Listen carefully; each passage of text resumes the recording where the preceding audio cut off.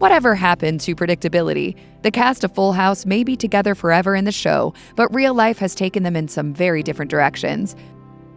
Remember the Olsen twins, the cute pair of pint-sized stars who played Michelle Tanner on Full House? Well, these days the twins are all grown up, and they're pretty weird.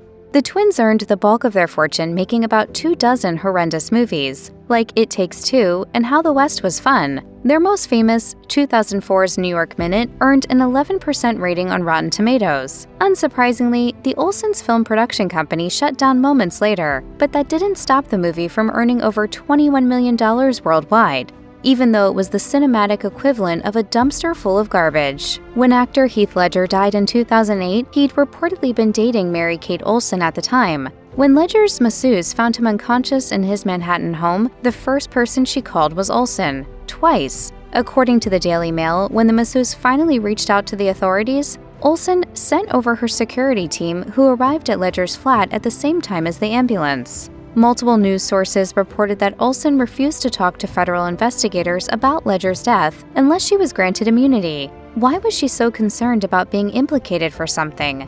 Did it have anything to do with Ledger's accidental overdose on prescription pills? Meanwhile, Olsen's attorney denied she had anything to hide. The Olsens consider themselves fashion designers. They kicked off their careers with a clothing line sold exclusively at Walmart, but they really shot to the top of the catwalk when they unleashed a $55,000 pill-covered backpack associated with their label The Row in 2012. Yup, the twins helped create a black crocodile leather backpack festooned with colorful prescription pills and called it high fashion. And if that's a little too gaudy, don't worry. They released one featuring gray pills. This ghastly accessory celebrating drug culture seems even more out of tune, considering the twins' rumored connection to the celebrity drug scene and Ledger's overdose on prescription drugs. For most of their adult lives, the Olsen twins looked like younger, pint-sized versions of Cameron Diaz. Mary-Kate looks kinda different than her former self or her twin sister. Some gossip sites claim Ashley has altered her appearance too. The ladies rarely talk about their personal lives and have certainly not fielded questions about cosmetic surgery, but followers are asking why the sisters, best known for looking alike, would alter their image in their 20s. Portraying Full House's Michelle Tanner is the one thing justifying the Olsen twins' fame. But when the cast signed on for the sequel series Fuller House, the Olsens were the only ones who declined. It's understandable why they may not want to live in the past, but is it too much to ask them to at least make a cameo? A nod to the fans and co-stars who cemented their lives of leisure and luxury? So why'd they pass? According to producer Bob Boyett, Ashley said, "I have not been in front of a camera since I was 17, and I don't feel comfortable acting."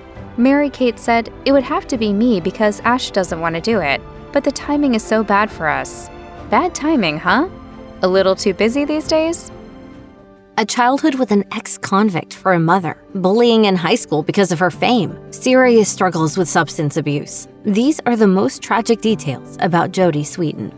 On Full House, Jodie Sweetin's character, Stephanie Tanner, is raised by her dad, Danny, Uncle Jesse, and her dad's best friend, Joey, after the tragic death of her mother. But in real life, Sweetin lived a different type of traumatic story. She was adopted by family friends after her mother, an ex-con, gave up her parental rights when Jodie was just a baby. Her father died in a prison riot, as Sweetin shared on the Steve-O's Wild Ride podcast. I am who I am, and I've survived.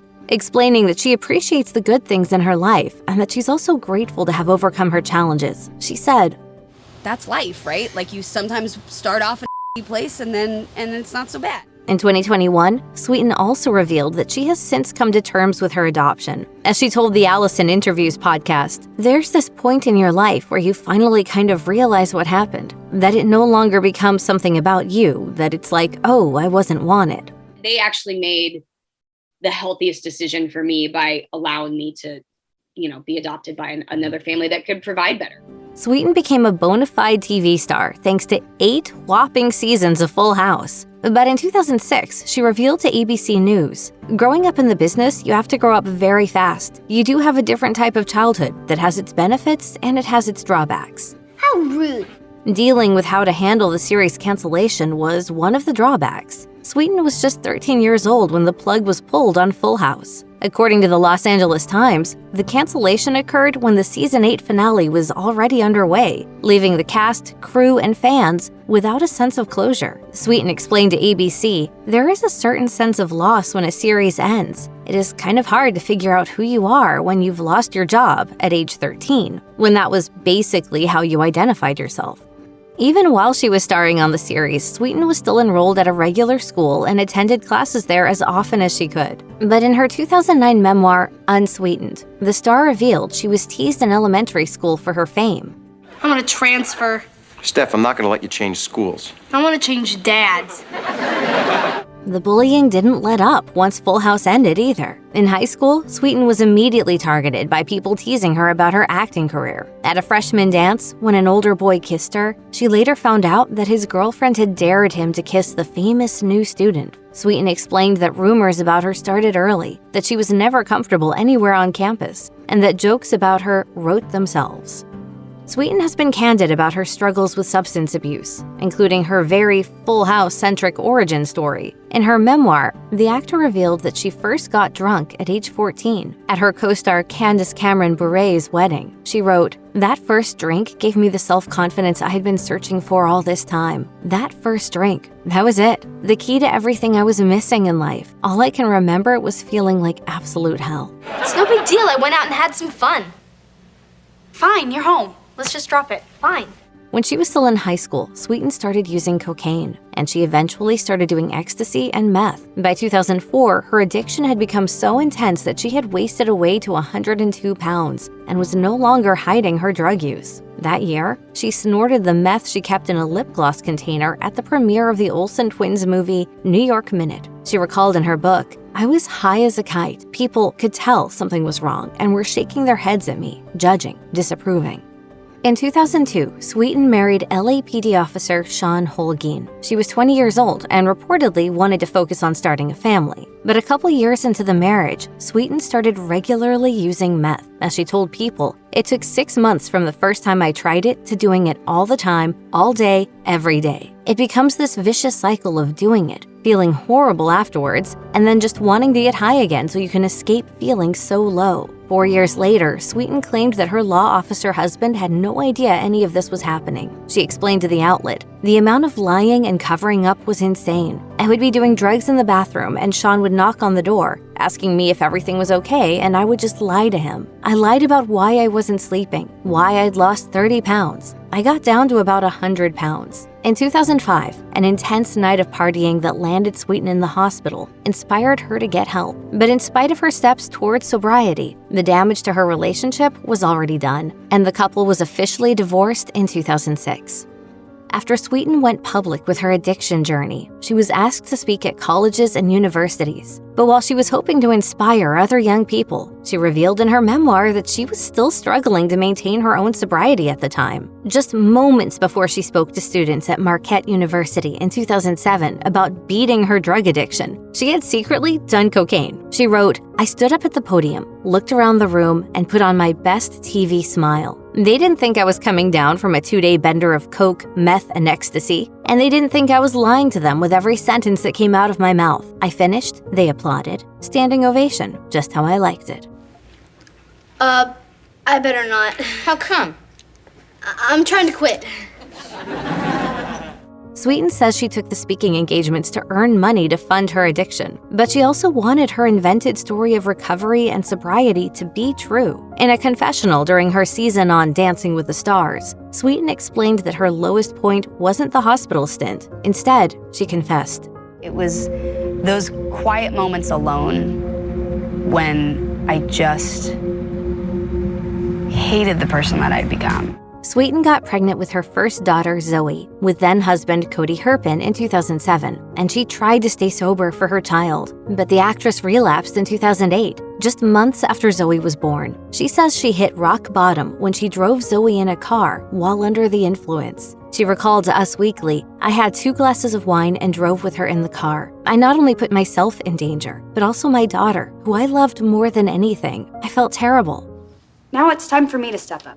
Sweetin finally got clean on December 7, 2008, when her rights as a parent were suddenly on the chopping block. After using alcohol and NyQuil before a flight to LA, Sweetin was informed that her drinking had triggered an emergency custody investigation. It turned out to be the wake-up call that she needed. She told the outlet, "From that day forward, I threw myself into going to AA and avoided people who do blow off their coffee tables."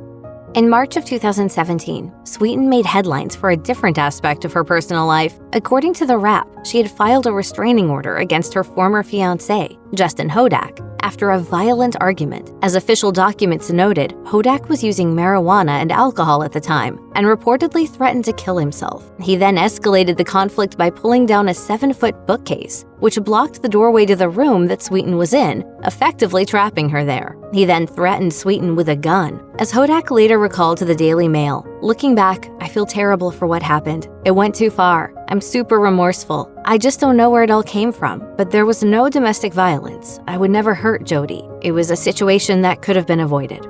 On September 27, 2018, Sweetin shared a private chapter of her story, revealing in an Instagram post that she was a survivor of sexual assault. At the time, she reportedly recognized her own experience during Christine Blasey Ford's testimony about Brett Kavanaugh for the Senate Judiciary Committee. Sweetin posted, "I stand with her. I am her. I was the girl who never reported because I blamed myself. I was the woman who never reported because I didn't want to go through the pain and ridicule. I will not sit still. I will not stay quiet. Although I may never be as brave or as unflinching in the face of such an inquisition as Ford was today, it has given me hope that maybe, just maybe, female survivors of sexual assault may be heard, even if our voice is barely above a whisper." When she appeared on the Olsen Interviews podcast, the star also shared her approach to empowering women and raising strong daughters. Sweetin is a human rights activist who uses her voice to advocate for others. She says, I think my most important lesson that I teach my daughters is how to be a strong woman and to love yourself. Like many Hollywood types and others before her, Sweetin has struggled with her mental health, specifically anxiety and depression. In 2019, the actor marked World Mental Health Day by raising awareness about those who struggle silently with mental illness. Sweetin posted a picture alongside her daughters, Zoe and Beatrix, writing, "When our outsides look good, our insides can still be shattered. Those of us with anxiety, depression, PTSD can walk through the world without anyone knowing just how broken they are." Sweetin, who has been open about her journey with mental health, considers medication to be an important aspect of managing her symptoms. As the star explained on the Olsen Interviews podcast, I struggle with stuff where I'm not getting out of bed. That's it. I'm not doing anything. And that's not how I want to live my life. Even though she actively works to balance her emotions and thoughts, she admitted that the stress of life during the pandemic took a toll, causing her to lose 37 pounds. She explained that she didn't feel she was in control of anything, adding, I have severe anxiety and depression anyway. Yeah. Really didn't do any favors for my mental health. After Full House ended, Jodie Sweetin nearly lost everything, and she wasn't the only Tanner sister developing an unhealthy habit. In fact, pretty much the entire cast of this classic sitcom has endured their dark moments. Bob Saget will forever be best known for playing America's dad, Danny Tanner, on Full House. In case you're not already a super fan of the show, Danny was a widowed dad raising 3 daughters with the help of his brother-in-law Jesse and his best friend Joey. Outside of Full House, Saget was best known for his stand-up comedy, which he'd been doing since the age of 17. His dirty stand-up persona was pretty much the polar opposite of straight-laced Danny Tanner, but Saget leaned into this dichotomy so much so that a lot of his later material included jokes at the expense of his Full House days. You have a dirty mind, you know? Well, you do. He does. I'm telling you the truth. I think everybody does, kind of, except... Oh, not like you. Not like you, Bob. On January 9th, 2022, Saget died unexpectedly at the age of 65 while on tour in Orlando, Florida. The cause of death was head trauma, which his family revealed a month later. They also released a statement that read, "The authorities have concluded that he accidentally hit the back of his head on something, thought nothing of it, and went to sleep. No drugs or alcohol were involved." Bob Saget's passing was sadly not the first tragedy to strike his family. His older sister Gay died back in 1994 at the age of 47 from scleroderma, a disease that hardens the skin. Coincidentally, Bob died on the date that would have been his sister's 75th birthday. Gay had only been diagnosed 3 years earlier, but her symptoms came on quickly. She needed a lot of help, as did her family, so Bob made it one of his life's missions to raise awareness of the disease and help find a cure, which sadly has still not been found. In 1996, Bob channeled his grief into art, directing the made-for-TV film For Hope in memory of Gay's life. As he noted in 2021 during the film's 25th anniversary, "It was a very emotional and fulfilling project, a moment in my life that I will always treasure." Humor is the only way my family survived. Shortly after Full House ended, Candace Cameron Bure, who played oldest Tanner sister DJ, developed bulimia nervosa. She also got married around this time to Russian-American ice hockey player Valerie Bure, but this period of her life was also extremely difficult to navigate. As she admitted to Good Housekeeping in 2017, "I really kind of lost a sense of who I was because I put so much value in myself as not only a friend and a daughter, but as an actress, having worked for so many years, and I couldn't quite find my place. I got into a cycle of binge eating and feeling such guilt and shame for that. Then I would start purging, and without even knowing, it soon just took over." I need help, and it felt so good to admit it. Bure has been open about her experience and recovery, but it's also something she's been dealing with ever since. As she told Yahoo in 2021, "When you struggle with something like that, it never goes away, but you have the tools in place to know how to handle it when those temptations or urges arise, so that you don't go back to old patterns." Furthermore, she also does her best to help others as an eating disorder recovery advocate, as she also noted, "One thing we've done a great job with is encouraging body confidence, body positivity, and that all shapes and sizes are beautiful. The message across the board from the media and magazines is very different than it was, in the 80s and 90s. Mary-Kate Olsen shared the role of youngest Tanner sister Michelle with her twin sister Ashley. After the show ended, the Olsen twins' acting careers just got busier and busier, and by the mid-2000s, they'd appeared in more than a dozen films and TV shows. But it was also around this time that Mary-Kate developed the eating disorder anorexia. As reported by People magazine, she went to a rehab facility for treatment in 2004 after a family intervention. As a family insider put it, "They finally reached the point where they had to act. They didn't want to find her dead on the floor from not eating." 4 years later, Mary-Kate publicly spoke about her eating disorder for the first time. Though she didn't confirm whether it was officially true or not true, she had this to say to Elle magazine. "Everybody is going to go through hard times. It's a part of life. I think the hardest part to get to is that point of asking for help or reaching out to other people and being honest with yourself."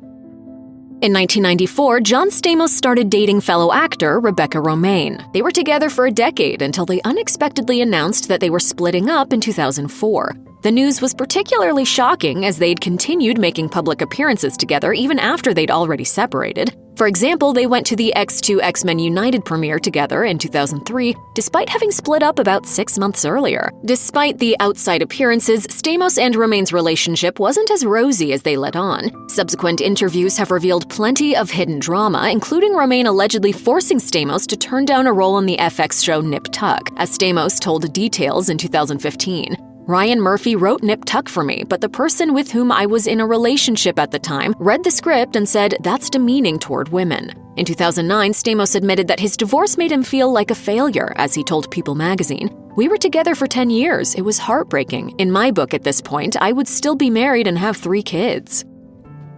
After Mary-Kate and Ashley Olsen stopped acting, they focused on their fashion careers instead. By the early 2010s, they'd launched 2 luxury brands, The Row and Elizabeth & James. This was under the umbrella of Dual Star, their billion-dollar entertainment and fashion production company.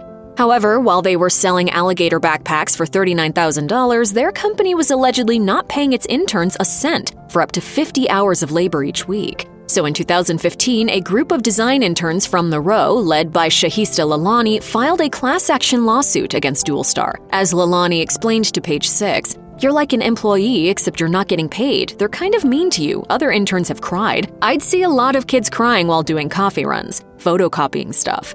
According to court papers obtained by Page 6, the suit claimed that the interns should have been paid minimum wage as well as overtime, as they didn't earn other compensation such as college credit for the hours they worked. This lack of payment was happening despite their colleagues being paid for doing the same type of jobs. Dual Star dubbed the lawsuit meritless, although it was later settled out of court for $140,000, which was split between 185 interns. Lori Loughlin is probably still today best known for playing Aunt Becky on Full House. She joined the series in 1988 as Danny Tanner's TV co-host and Uncle Jesse's love interest and eventually wife. She reunited with her co-stars for the Netflix spin-off series Fuller House in 2015, but she had to be written out of the show before its final season because of her involvement in the 2019 college admissions bribery scandal, whose investigation was known as Operation Varsity Blues. Loughlin and her husband, Massimo Giannulli, went to prison in 2020 after pleading guilty for paying $500,000 to secure their daughter's places at the University of Southern California. As Loughlin admitted at the time, "I made an awful decision. I went along with a plan to give my daughters an unfair advantage in the college admissions process, and in doing so, I ignored my intuition and allowed myself to be swayed from my moral compass." I don't want to do anything that one day might rear its ugly head. Loughlin received a 2-month sentence while Giannulli served 5 months. She's since returned to the small screen on the drama series When Hope Calls, a spin-off of When the Heart Calls, the show she was starring on prior to her arrest. Loughlin's on-screen husband, John Stamos, has had his own run-in with the law. Back in 2015, he was arrested by the Beverly Hills Police Department for driving under the influence, as he was pulled over by the police after reports that he'd been driving erratically. After the arrest, he was taken straight to the hospital to receive medical attention. A Beverly Hills PD public information officer later confirmed that he was indeed driving under the influence after an investigation at the hospital. Stamos ultimately avoided jail time, but he was ordered to undergo a 3-month stay in rehab. And this wasn't the first time that alcohol had gotten him into trouble. Back in 2007, he appeared intoxicated while promoting the medical drama ER on the Australian talk show Mornings with Carrie Ann. He later apologized for being plastered and blamed his behavior on jet lag. The Tanners may have been squeaky clean, but the actors who played them were anything but. For decades, many believed that Alanis Morissette's hit song, You Oughta Know, was actually about her ex-boyfriend Dave Coulier, who played Joey Gladstone on Full House. The singer and actor were an item in the early 90s, but the rumors about the song were a big surprise, considering the lyrics contrasted significantly from Coulier's on-air persona. I guess when you're an awesome physical specimen like my own bad self, germs take one look at my body and say, hey, why waste our time? Morissette's anger toward the unnamed man she sings about in the hit tune is obvious, with lyrics like, "And I'm here to remind you of the mess you left when you went away." Years later, in 2014, Coulier spoke about the rumors that the angry ode was about him to BuzzFeed, saying, "First of all, the guy in that song is a real a-hole, so I don't want to be that guy." But by 2022, he finally seemed to admit to being said a-hole during an interview with SiriusXM's Jim Norton and Sam Roberts, saying, "I listened to the whole record, and there was a lot of familiar stuff in there, and I thought, oh, I think I may have really hurt this woman." I'm listening to the lyrics going, ooh, oh no.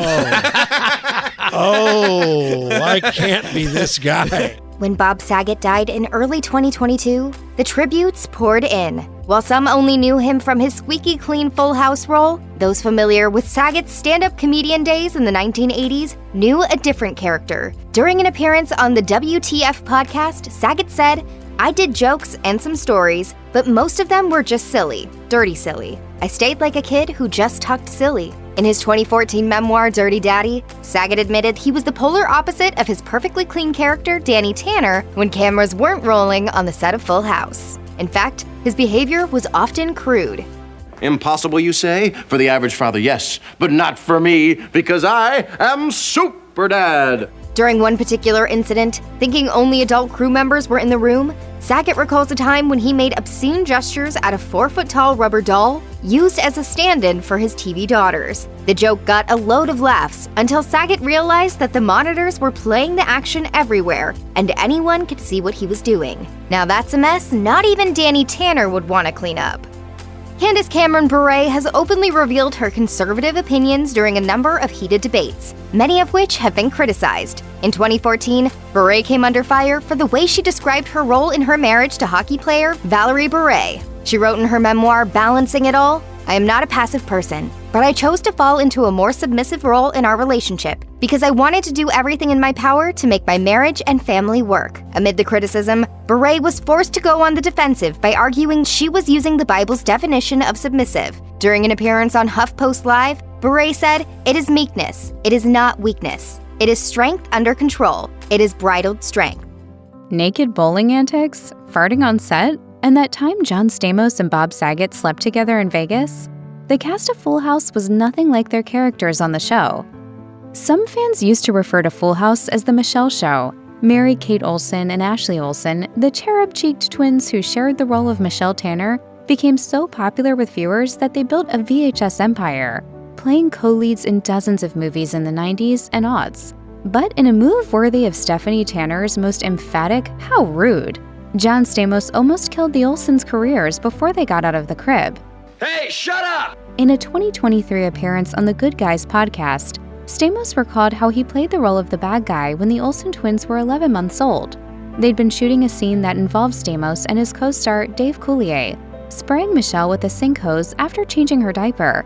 This understandably made both Olsens cry uncontrollably. Stamos recalled, "I couldn't deal with it, and I said, 'This is not gonna work, guys,' and I screamed it 10 times. I said, 'Get rid of them, I can't work like this.'" Stamos got his wish, but said of the toddler actors who replaced the Olsens, "I'm sure their parents loved them and thought they were attractive, but they weren't attractive." Say it again, Stephanie. How rude. Stamos gave the new twins a chance, but he ultimately relented and asked for the Olsens to be brought back. They later got their revenge by refusing to appear on Fuller House. When Dave Coulier was an 18-year-old aspiring stand-up comic, he saw Bob Saget do a set in Detroit and immediately became a fan. In an interview with People, Coulier recalled, "I've got braces on my teeth, and I'm like, 'Hi, Mr. Saget, how are you? You were really funny, sir.' And he was like, 'Call me Bob.'" Saget gave him his phone number and said to ring him up when he inevitably landed in Los Angeles. And Coulier did just that, saying, "I ended up sleeping on his couch for 2 weeks while he went on the road. He didn't know me. He just let me stay in his apartment, and then art imitated life." But when Coulier crashed at Saget's place, we're guessing that Saget didn't gain a creepy woodchuck puppet as another roommate. Say hello to Mr. Woodchuck. Hi, girls. Hello, Mr. Woodchuck.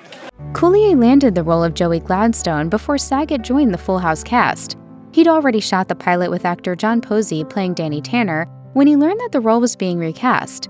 When he found out who he'd be doing a screen test with, Coulier recalled, "I was like, you gotta be kidding me, because I was an usher role of Joey."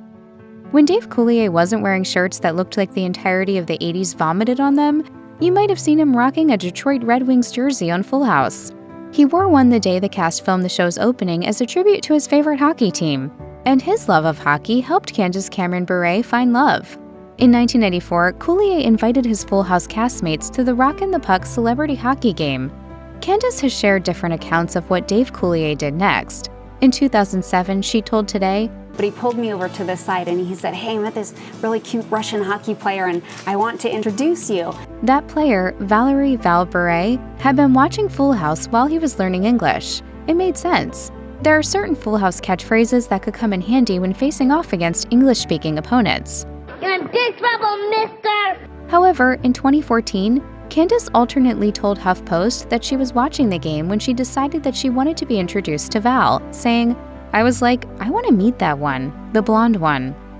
Regardless of how the meeting happened, it resulted in Candace and Val getting hitched in 1996. She told HuffPost, "Dave Coulier still has a hockey stick that my husband signed for him that says, 'Thanks for Candace.'" While Jodie Sweetin and the Olsen twins have a strong sisterly bond on Full House, Mary-Kate Olsen and Ashley Olsen weren't interested in having an on-screen family reunion years later.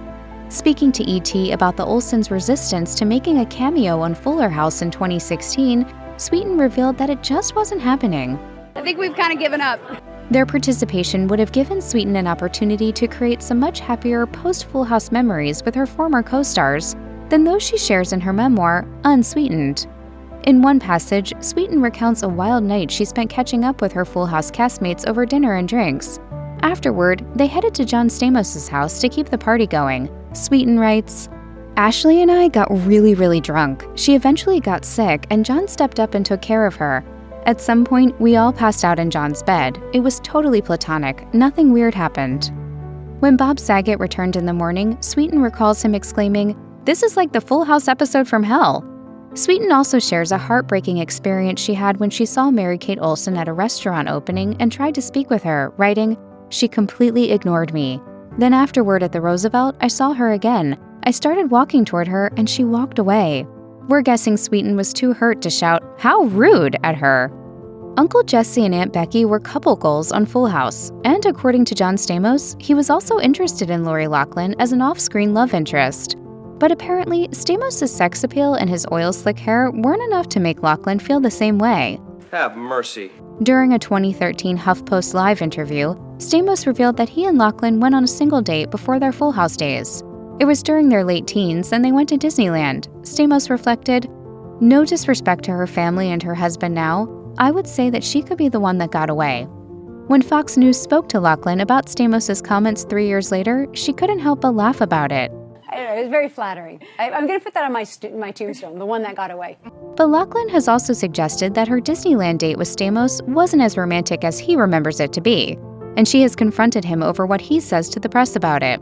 While the Uncle Jesse, Aunt Becky stands out there will probably never get the real-life love connection that they daydream about, at least they can console themselves by watching Stamos sing Forever for the umpteenth time.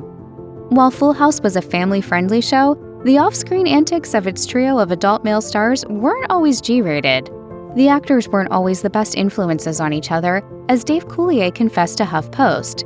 He, John Stamos, and Bob Saget were filming a taxing scene on the show's backyard set when one of them came up with an idea meant to lighten the mood.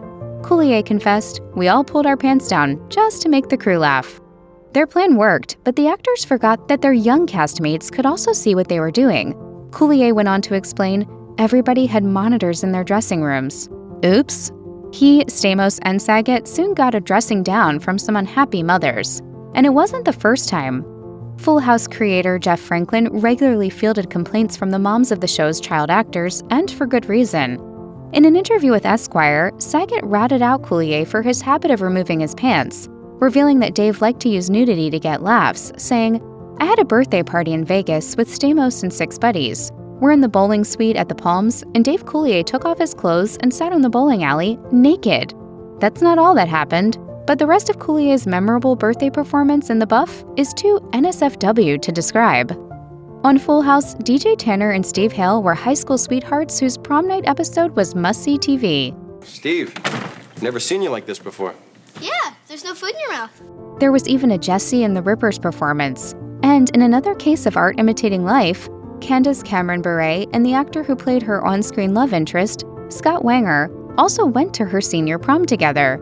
In 2016, Bure used their prom pic to promote season 2 of Fuller House on Instagram.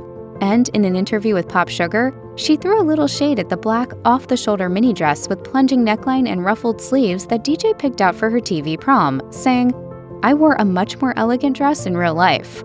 For the record, it was also black, but it was a trendy slip dress.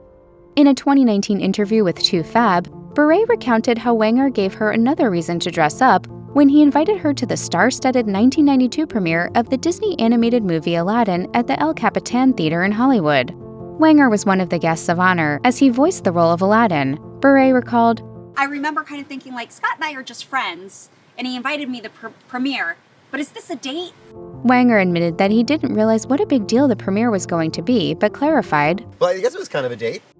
In a 2017 interview with BuzzFeed, John Stamos shared an interesting tidbit about Dave Coulier. He married an actor from Full House who had appeared as an older version of Michelle. The actor's name was Jane Modine, and she appeared in the 1990 episode Those Better Not Be the Days. It was like Fuller House set in an alternate universe, where Michelle didn't move to New York to work in the fashion industry and instead refused to leave home. How rude! Danny, Jesse, and Joey imagined all 3 of the grown-up Tanner girls still living with them. And as the grown-up version of Michelle, Modine was still dropping the character's catchphrase. "You got it, dude." Before Modine, Coulier had a 2-year relationship with rock star Alanis Morissette, but broke up with her before she hit the charts with her blockbuster album Jagged Little Pill. In a 2009 interview with Clifton Merchant magazine, Modine was asked if Alanis Morissette's 1995 hit You Oughta Know was about Modine and Coulier's relationship. On Jim Norton and Sam Roberts, Coulier said that he thinks he's the Mr. Duplicity Morissette eviscerates in the breakup anthem, which also references one of her ex's other lovers. Modine wasn't sure if the lyric "And would she have your baby" was aimed at her, but said that she's a fan of the song. But the answer to that question is indeed yes. Modine and Coulier welcomed a son named Luke in 1990, the same year they got married. 2 years later, the couple divorced. Bob Saget and John Stamos didn't always share the close bond that Danny Tanner and Uncle Jesse had on Full House. Speaking to People, Saget confessed, "The first 4 years, John and I didn't get along that well. When they finally became friends, they made up for all that lost time." In his memoir, Dirty Daddy, Saget recounts the time he and Stamos took a trip to Las Vegas together. Saget seriously overindulged while they were watching an Elvis impersonator, and he later paid the price for drinking too much, writing, "Stamos literally ended up taking off my shoes, cutting up my room service steak, and feeding me so I wouldn't yak." Stamos also crawled into bed with his pal after he fell asleep, much to Saget's surprise. Saget writes, "When I woke up the following day, I realized I had just slept with John Stamos." The Stamos-Saget saga might be considered tame in comparison to other Sin City tales, but he spilled a dirty little secret about Stamos and his legendary locks, telling people, "He goes through phases where the hair does not get washed. Sometimes it has its own self-grease." Dave Coulier piled on, revealing that he started calling Stamos Mud after he smacked him during filming and got his fingers stuck in that glossy mane. Hopefully, Saget and Stamos only shared a bed and not a pillowcase. According to Bob Saget, Dave Coulier was frightfully flatulent, and one of his talents was the ability to pass gas whenever he pleased, and he often did so in the presence of his Full House castmates. Saget got specific, saying, "The set always smelled like his." He wasn't exaggerating. All 8 seasons of Full House gag reels show the whole cast leaving the stage abruptly the moment Dave releases the Kraken. Coulier even confessed to letting one rip in the face of one of the Olsen twins when John Stamos caught him in the act, saying, "Stamos just looked at me and goes, 'What's wrong with you?'" On a 2023 Con panel, Coulier went on to recall Stamos' stern warning, musing, "And he goes, 'You know what? You're gonna stunt their growth, and they are tiny.'" Coulier couldn't recall which twin was on the receiving end of his spontaneous admission, but in a 2004 appearance on The Oprah Winfrey Show, Ashley Olsen revealed that Mary-Kate is almost an inch shorter than she is. So who knows? Maybe that's because of Coulier. Bob Saget played the dad who would give his kids a stern talking to if he caught them using any illicit substance. Not that Danny Tanner ever had to worry about his kids doing such a thing, but behind the scenes, Saget was being the pressuring peer all those anti-drug PSAs from the 80s and 90s warned you about. In Dirty Daddy, he admits to convincing John Stamos and Dave Coulier to join him in getting high off nitrous oxide. The younger Full House cast members were shooting a birthday party scene that didn't require the presence of the older stars, and Saget started getting irritable and bored while sitting around waiting to film his own scenes. As he writes, "I grabbed Dave and John and we went into the prop room backstage. I swung open the refrigerator, and behold, 6 cans of whipped cream." He was aware that inhaling the nitrous oxide inside the cans, which is known as doing a whippet, can cause serious health issues. But he did it anyway, and as he recalled, "Dave and John followed my lead. I guess we got high. Didn't think so, though. It was hard to tell because we were in a hurry and whipped cream started squirting everywhere." Saget later told Pitchfork that he felt guilty about the incident. Nitrous oxide, I believe, which can be brain damaging. But we were doing Full House, so the damage had been done. In 2004, Mary-Kate and Ashley Olsen turned 18 years old. It was a date some of the biggest creeps on the internet have been looking forward to for years. Lex and Terry radio show hosts Lex Staley and Terry James even created an infamous internet countdown to the girl's 18th birthday called the Olsen Twin Jailbait Countdown Clock. The Olsens were just 14 when the two men began counting down to the day the twins would be considered legal adults in all 50 states. In Dirty Daddy, Bob Saget reveals that the Olsens knew about the countdown website, writing, "As if millions of guys would suddenly have their chance to have their way with the twins. What a smarmy group of douchebags." They're like, "Dude, those girls are hot." And I'm like, "It's my TV daughter, stay away." Until his tragic death, at least the Olsens had Saget on their side. As late as 2018, he told Us Weekly, "I am very close emotionally with Ashley and Mary-Kate." In her memoir, Unsweetened, Jodie Sweetin details her long history of substance use issues and her struggle to get sober. Her harrowing experiences ended up helping John Stamos after his 2015 arrest for a DUI, and he later credited Sweetin for helping him celebrate 4 years of sobriety. In 2019, Stamos honored Sweetin's advocacy for addiction recovery by presenting her with the Writers and Treatments Experience, Strength and Hope Award. In an interview with Variety, Stamos said, "When I finally humbled myself to ask for your help, I realized that the perky little blabbermouth had become the master of wisdom and was right by my side during some of the most difficult days of my life. Thank God, my wife and my new son will only know me as a sober husband and father. This is Jodie's legacy in my life. So while Bob Saget may be gone and fans no longer have new Fuller House episodes to look forward to, it's nice to know that at least some of the show's cast members still have each other's backs. And who knows, perhaps fans will get another reboot someday. Some members of the cast told Today that they'd love to revisit their characters again. Usually when you're still living in your parents' house after 30 years, you'd be considered a bunch of losers. But we don't pay rent, so we're winners. Cast member Andrea Barber weighed in, saying, "I think Bob would want that." In fact, Saget told Entertainment Weekly in 2016, "What we're expecting it to do is to be so beloved by the fans that later there will be a fullest house."